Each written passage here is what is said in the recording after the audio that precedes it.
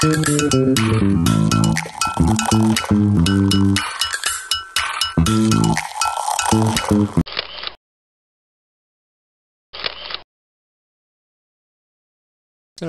warahmatullahi wabarakatuh. Selamat siang sahabat operator semua. Berjumpa lagi dengan Pak Hanif. Semoga teman-teman tidak bosan ya.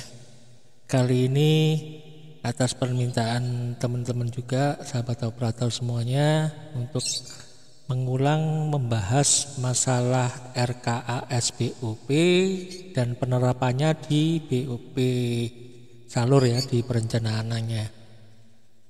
Oke, sebelum kita mulai tutorialnya, jangan lupa dukung channel ini untuk memberikan like, komen, share, dan subscribe ya teman-teman, supaya channel ini bisa berkembang dan saya bisa membagikan tutorial-tutorial yang sekiranya bisa membantu teman-teman untuk dalam hal pendataan. Oke, kita mulai saja tutorialnya. Sebelumnya nanti file Excelnya akan saya bagikan ya teman-teman. Kalau kemarin ini tidak ada perubahan dari yang kemarin, cuman ini untuk realisasinya saya head dulu ya teman-teman, supaya dalam hal pengerjaan pembuatan RKAS ini teman-teman tidak mengalami kesulitan. Ini untuk sementara realisasinya saya head dulu, saya sembunyikan dulu. Ini saya masukkan untuk rencana belanja penggunaan tahap 1 dan tahap kedua ya. Oke, kita mulai dari ini pengisian ininya, nama satuan lembaganya, terus jumlah siswanya yang dapat dilihat di ini ya, BOP salurnya ya.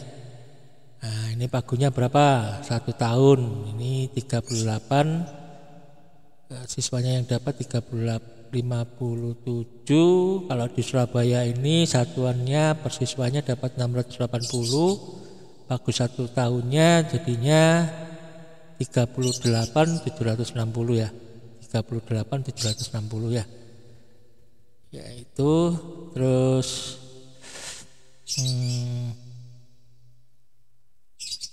ya.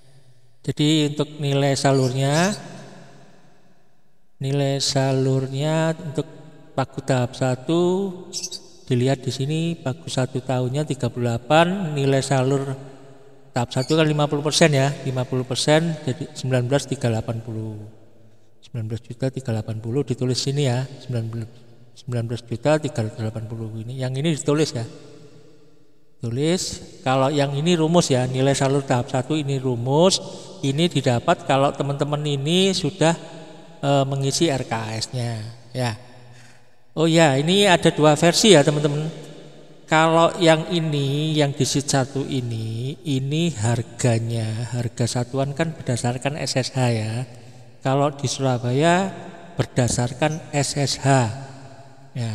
Kemungkinan kalau di daerahnya teman-teman kalau belum ada SSH-nya mungkin bisa koordinasi dengan operator dinas, ditanyakan apakah di daerah kita ini ada harga SSH-nya untuk pembuatan RKAS BOP-nya gitu ya teman-teman ya.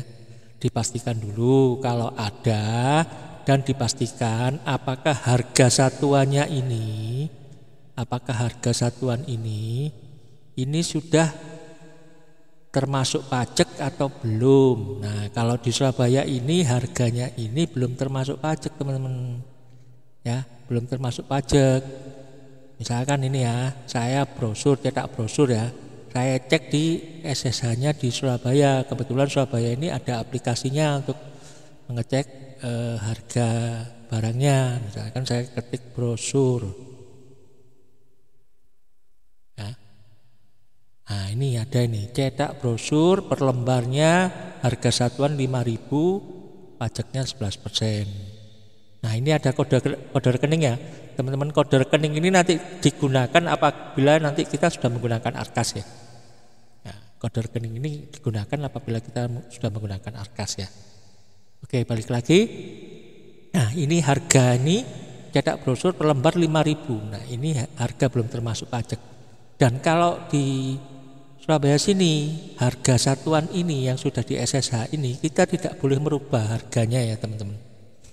Kalau sudah ada harga patokannya ini kita tidak boleh merubah harga. Kalau 5.000 ya 5.000. Nah, nanti ditambah pajak 11% jadinya 5.550 ya.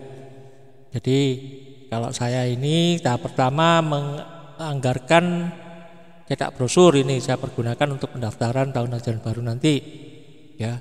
Saya cetak 100 lembar, kita input harganya 5.000, harga plus pajak jadinya 5.550, totalnya akhirnya dapat 555.000 gitu ya.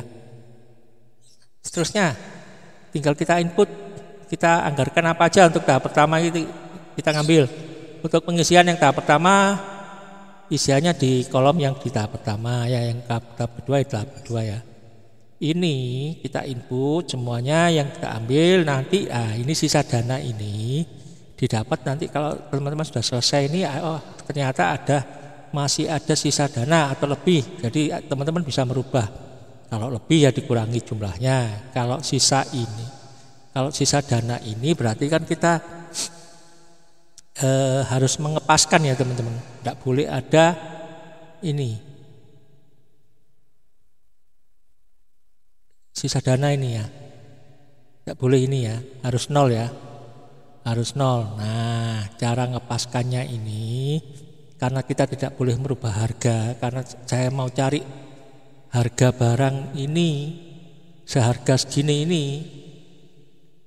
ini kan lebih ya, dananya lebih ya. Pagunya 19.380, saya belanja 19.382, ternyata ada kelebihan dana, bukan sisa dana, ini kelebihan dana ya. Saya ganti aja lah.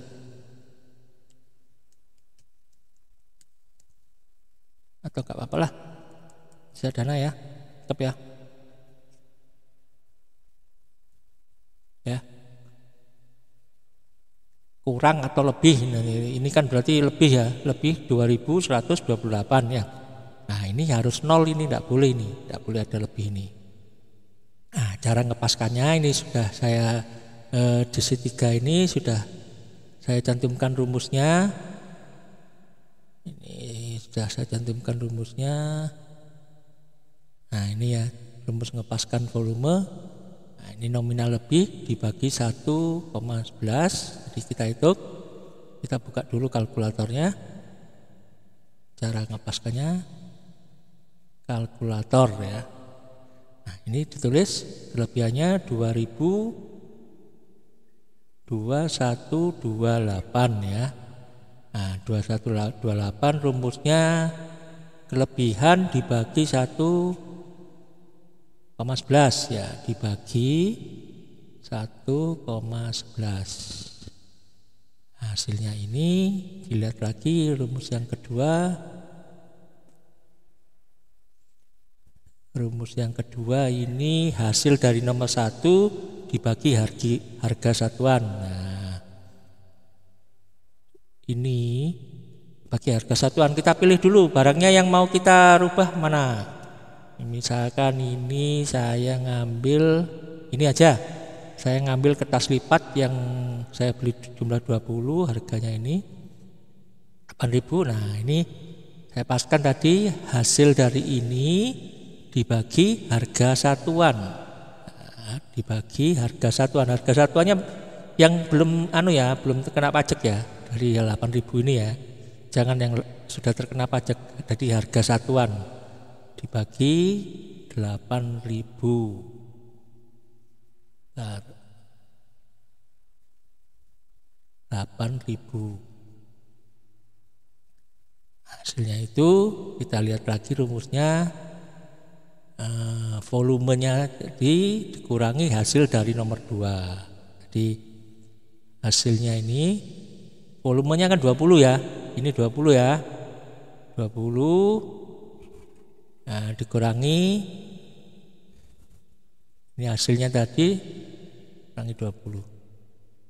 Nah, ini ketemu hasilnya ini dimasukkan ke ini, saya copy aja.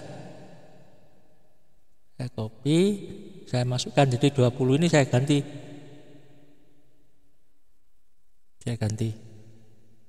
Nah, saya ganti. Nah, ini ya. 0 ya. Pas ya jadinya ya. 19.380 pas ya, 0 ya. Jadi tidak ada sisa dana ya, 0 ya. Nah, itu ya teman-teman caranya untuk membuat RKS-nya di Excel-nya ini. Selanjutnya kan untuk pembuatan RKS kan harus 1 tahun ya. Selanjutnya teman-teman bisa mengisi yang tahap kedua. Setelah 1 tahun ini tahap pertama sudah selesai, berarti tahap kedua. Nah, nanti tahap kedua teman-teman mau menganggarkan apa? Nah, ini misalkan saya tadi tahap pertama ini yang penerimaan peserta didik baru ini saya cuma ambil brosur. Nah, yang tahap kedua ini saya menganggarkan mau cetak banner. Nah, cetak banner bisa dimasukkan ke sini, cetak banner ini, tapi masukkannya di tahap kedua. Harganya tahap kedua ini. Nah, tahap kedua gitu ya. Tahap kedua tuh ya. Ini setelah selesai ini di tahap kedua sama, tetap pengisiannya caranya juga sama. Kalau ada sisa dana, cara ngepaskannya rumusnya seperti yang tadi ya. Itu ya. Teman-teman ini bisa mengulang lagi, misalkan nanti cetak brosur ini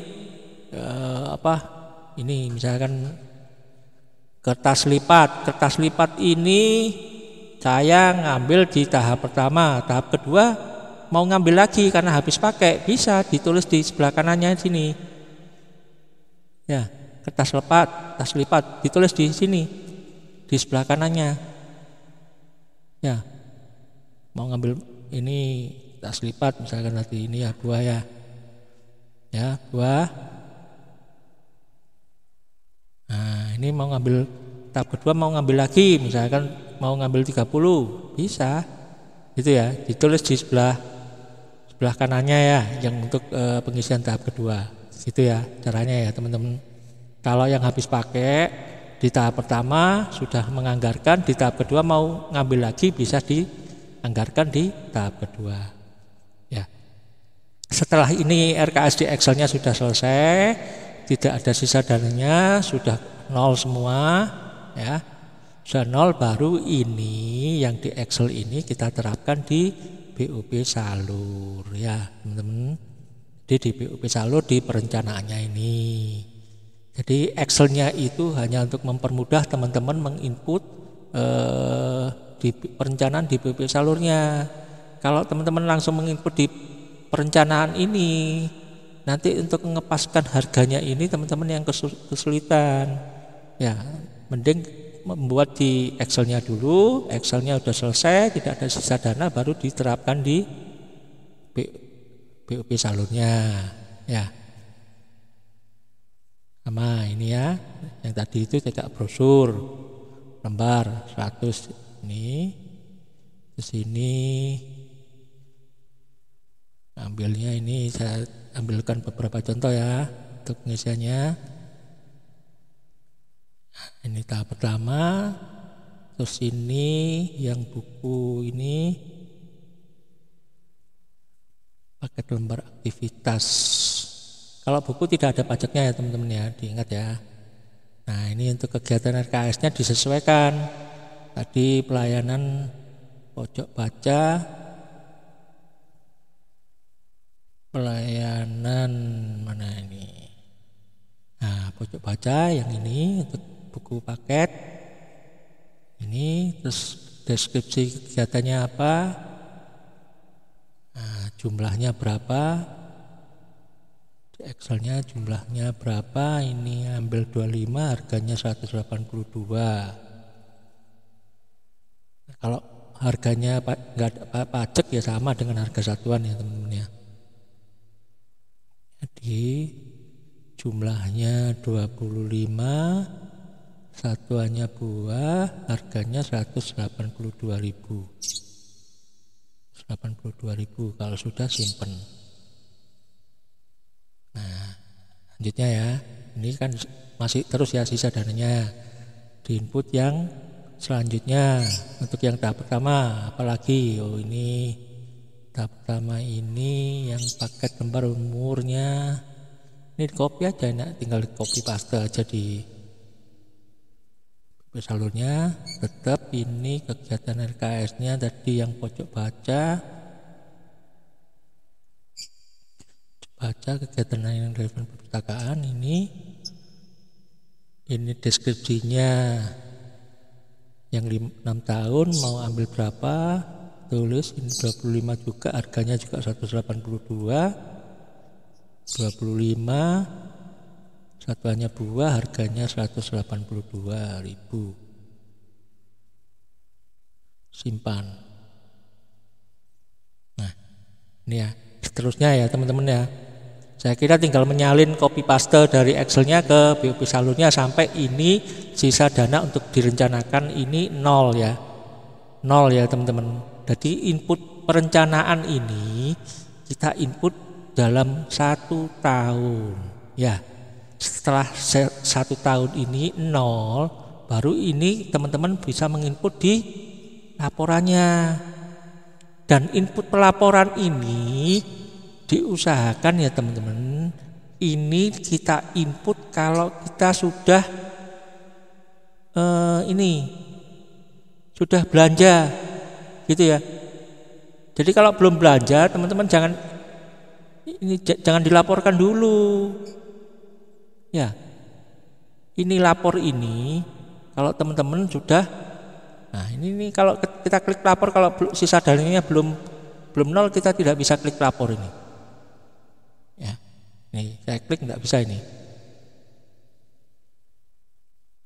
Nah ini kan masih ada warna merah ini, realisasi melebihi perencanaan. Jadi belum bisa ya kalau ini belum 0 ya. Kalau kita sudah belanja, realisasinya itu kita input sesuai berdasarkan invoice yang kita dapat setelah kita belanja di Siplah atau dimanapun ya, di toko lain atau apa ya. Ya jadi ini yang kita input di tahap pertama dulu. Harganya misalkan ini kita ngambil cetak brosur. Nah, realisasinya tahap pertama ini nanti jumlahnya berapa. Diusahakan sama ya teman-teman. Jangan misalkan ini brosur kita RKS-nya 100, di realisasinya ternyata ngambil 150. Nanti berubah semua itu harganya RKS-nya itu ya.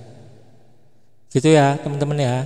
Jadi diperhatikan untuk ini kita input di perencanaannya dulu, selesaikan dulu sampai ini 0 ya, sisa dana untuk direncanakan 0. Kita input sesuai dengan yang RKS di Excel ini yang sudah kita buat gitu ya. Nah, itu. Dan ini selanjutnya saya bahas sedikit mengenai yang sudah memakai PBD ya. Ini kita buka dulu ya PBD-nya ya. Saya kira tadi sudah jelas ya untuk RKS yang Excel-nya dan diterapkan di BOP Salur ya perencanaannya. Selanjutnya ini saya bahas sedikit mengenai PBD. Ini ya teman-teman ya. Ada sebagian daerah yang sudah menerapkan RKS-nya untuk menggunakan PBD ya. Di PBD ini kalau kita menggunakan PBD ini ada 4 indikator prioritas teman-teman ya. 4 indikator prioritas ya. 4 indikator prioritas ini ya. Untuk 4 indikator prioritas ini kan D1 perencanaan, ini 4 indikator prioritas ya teman-teman. D1 perencanaan untuk proses pembelajaran yang efektif.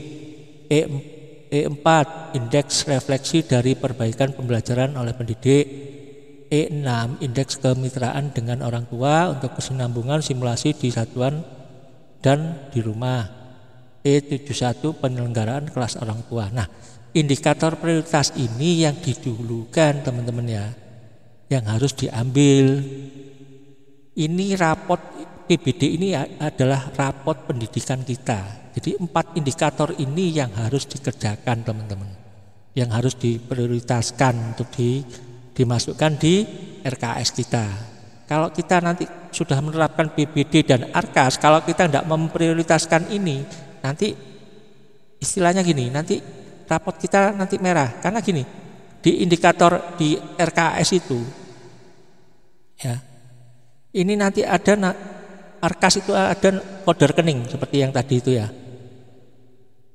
Seperti yang tadi ya. Di mana? Di RKS tadi ya. Ada kode rekening. Kode rekening itu yang menentukan nanti rapot kita. Karena kalau kita ngeklik ini, klik barangnya yang kita itu harus ada kode rekening ini. Nah, kode rekening ini terhubung di sistemnya rapot pendidikan. Gitu ya, teman-teman ya. Jadi PBD ini saya jelaskan dulu sebentar masalah PBD ya. Ini ada kode dan ini deskripsi kegiatan benahi ya, teman-teman ya. Nah, ini kan ini yang indikator pertama tadi ya, prioritas ya, D1. Ini akar masalahnya ya, kita input akar masalahnya dan kode benahinya ini. Teman-teman tinggal menentukan mau memakai yang mana. Misalkan prioritas pertama ini perencanaan pembelajaran, kode benahinya yang mau yang pakai mana? Benahi 1 atau benahi 2. Nah, kalau benahi 1 kegiatan belajar bersama untuk penguatan kualitas perencanaan pembelajaran. Benahi 2 mengikuti pelatihan di platform Merdeka Mengajar untuk penguatan kualitas perencanaan pembelajaran. Nah, dari kode ini benahi 1, benahi 2 ini sudah ada juknisnya, teman-teman. Ini ya, misalkan benahi 1 ya. Benahi 1 ini sudah ada. Nah, ini penjelasannya dan juga kegiatan dalam ARKAS-nya. Misalkan teman-teman mau ngambil yang indikator pertama, ini mau ngambil yang benahi 1, berarti teman-teman kegiatan ARKAS-nya ini sudah dicantumkan 1 pengembangan inovasi terkait konten pembelajaran dan metode pembelajaran, 2 penyusunan kurikulum. Nah, ini ya. Kalau teman-teman mau mengambil yang kode benahi 1, ini tinggal diterapkan di RKS. Penyusunan kurikulum. Nah, kan ini ya. Saya tentukan di sini. Pakai yang sheet 2 aja ya. Penyusunan kurikulum. Nah, penyusunan kurikulum itu masuk di indikator yang mana? Penyusunan kurikulum ini kita cek di ini ya. Cek di BOP Salur ya. Nah, penyusunan kurikulum. Nah, penyusunan kurikulum ini masuk di kegiatan pembelajaran dan bermain informasi dan komunikasi. Ini teman-teman di sini ini ada ini. Bentar. Nah, ini penyusunan dokumen perencanaan pembelajaran, penyusunan kurikulum yang menjadi rujukan perencanaan pembelajaran di satuan pendidikan. Nah, ini tinggal dipilih di sini, dimasukkan ya, teman-teman. Sini ya, ini ya. Pelaksanaan penyusunan. Kalau teman-teman mau mengambil untuk kurikulum aja lah yang paling gampang. Nah, penyusunan kurikulum. Nah, kegiatan RKS-nya apa untuk barangnya, teman-teman? Tinggal di sini dimasukkan ya, teman-teman. Misalkan ini ya, dukung pembelajaran yang di sini, pelaksanaan kegiatan pembelajaran dan bermain, teman-teman tinggal memasukkan di RKS-nya ini. Misalkan saya hapus saja semua ya dulu ya. Ini ya. Saya hapus dulu. Nah, berarti teman-teman yang untuk indikator pertama ambil penyusunan kurikulum, tinggal ditentukan aja indikator jatahnya apa. Tadi ya, penyusunan kurikulum.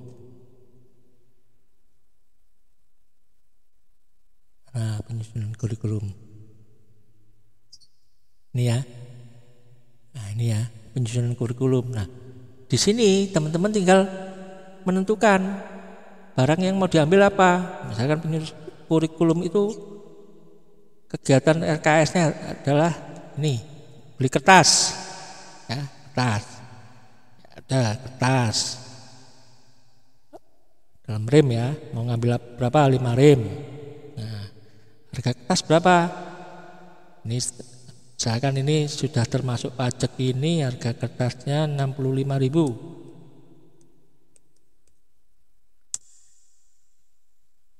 Eh, 65.000. Itu ya. Nah, selanjutnya apa? Kertas tinta untuk ngeprint. Ada tinta. Nah, tinta ini mau ngambil karena 4 warna 4 botol ya. Botol harganya 4, harganya misalkan berapa? Satu tinta misalkan harganya 100.000. Pastikan sudah termasuk pajak ya teman-teman ya. Nah, nih. Setelah ini untuk penyusunan kurikulum dibutuhkan apa lagi? Kertas, tinta, rapat berarti konsumsi ya, snack ya. Rapatnya bisa aja ngambil snack.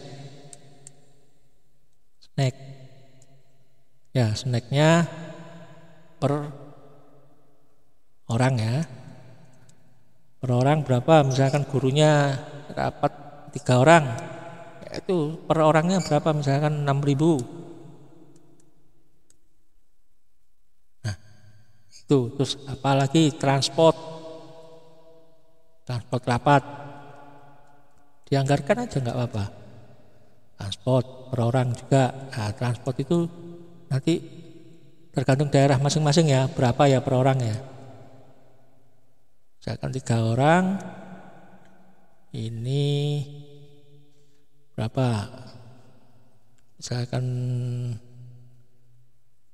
50.000 ya. Misalkan ini ya. Ini misalkan aja ya teman-teman, tergantung masing-masing ya, daerah masing-masing ya. Nah, kalau sudah ini kita melangkah ke indikator yang kedua. Kalau ini misalkan sudah ya. Ini indikator pertama, prioritas pertama sudah, kita melangkah ke indikator yang kedua. Indikator kedua ini, yang prioritas kedua yang E4, indeks refleksi dan perbaikan pembelajaran oleh pendidik. Nah, ini kegiatan benahinya ada 2 juga, benahi 3 dan benahi 4. Nah, kita mau mengambil yang mana? Ini sudah ada contoh. Oh, indikator prioritas yang kedua ini benahi 3 dan benahi 4. Berarti teman-teman lihat di benahi 3 dan benahi 4-nya. Ini ada kegiatan benahi 3-nya, ini kegiatan dalam arkasnya, yaitu pengembangan peningkatan kompetensi pendidik. Nah, ini aja yang misalkan teman-teman ambil kompetensi pendidik, kita lihat di BOP salurnya. Kompetensi pendidik itu masuk di mana? Kompetensi pendidik. Baca. Nah, ini pengembangan profesi dan tenaga kependidikan ya teman-teman. Nah, ini berarti ini diambil relevan dalam pengembangan profesi pendidik. Nah, ini diambil ya. Tinggal deskripsinya nanti di sini di ininya di RKS-nya sampai tentukan teman-teman untuk ngambil di pengembangan profesi pendidik ini ya. Ini berarti kan. Nah, ini tinggal dipilih indikatornya untuk pengembangan profesi pendidik. Nih, nah tergantung ini ikut diklat, misalkan diklat literasi apa itu ya, diklat literasi, tergantung nanti diklatnya yang teman-teman ikuti apa diklatnya. Misalkan diklat kurikulum merdeka,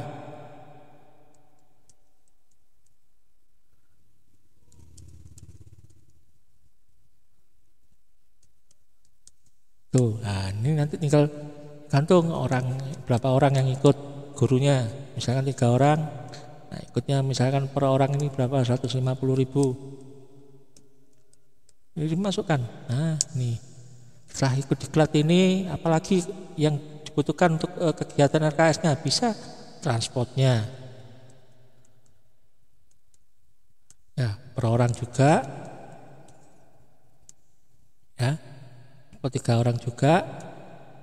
Terus berapa transportnya? 50.000 misalkan ya. Nah, itu selanjutnya seterusnya sampai indikator ke 4. Gitu ya. Teman-teman dalam ini sudah ada semua ini di sini penjelasannya. Indikator ke prioritas ketiga ini masuk di kode benahi 5. Nah, benahi 5 ini menyampaikan rencana kegiatan 1 tahun ajaran di satuan PAUD pada orang tua. Nah, tinggal dicek teman-teman di sini. Benahi 5 itu kegiatan RKS-nya apa? Nah, kegiatan RKS di sini sudah ada.